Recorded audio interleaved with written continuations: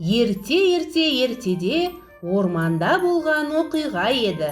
Қоңыр күздің келгеніне қуанып жүрген қоян алма ағашында қалып қойған жалғыз алманы көреді.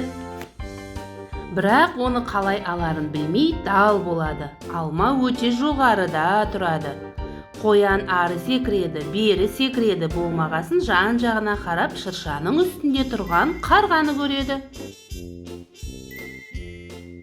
Қар! Ақымақ қоян, сенің бойың оған жетпейді. Қарға, маған ағаштың басындағы алманы алып берші, дейді қоян. Қарға шыршадан алма ағашына секіріп түсіп, алманы жұлып алады.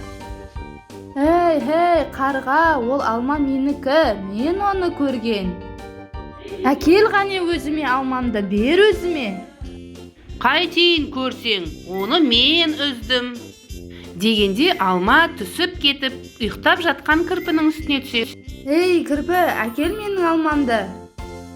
Оны мен қағып алған, ол менікі.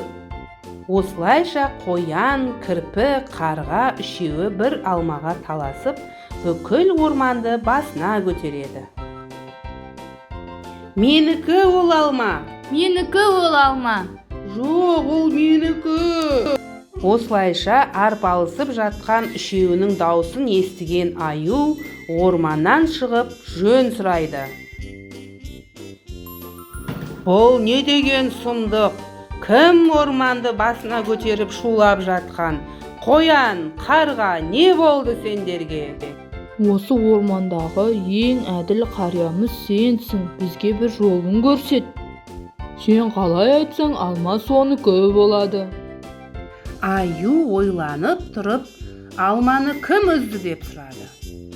Мен алманы көрген, мен, дейді қоян. Содан соң аю, алманы кім үзді деп сұрады. Мен алманы үзген, қар, дейді қарға. Ал кім оны қағып алған? Мен қағып алған, дейді кірпі. Содан аю ойланып бір шешімге келеді. Бәріңдікі дұрыс екен, олай болса бәріңе алма тиесілі, дейді аю. Бірақ бұл жерде бірақ алма ғой, деп шуласып, жануарлар түсінбей қалады.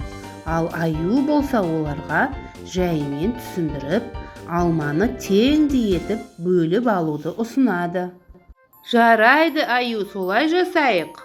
Қалайша біз соны білмегенбіз, деп жануарлар түсінбей қалады.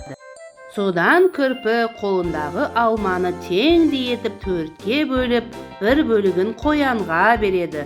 Бұны сен көрдің. Екінші бөлігін қарғаға береді. Оны сен үздің.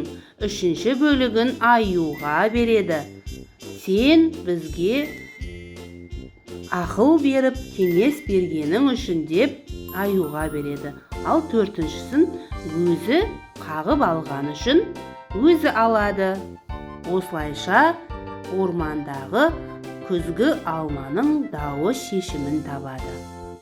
Осылайша кірпі мен қоян, қарға ашуға берілмей, ұрыспай, төбелеспей, сабырға салған жағдайда достарының көп болатындығын түсініп, ешкімді ренжітпей шешімін табуға болатынын түсінеді.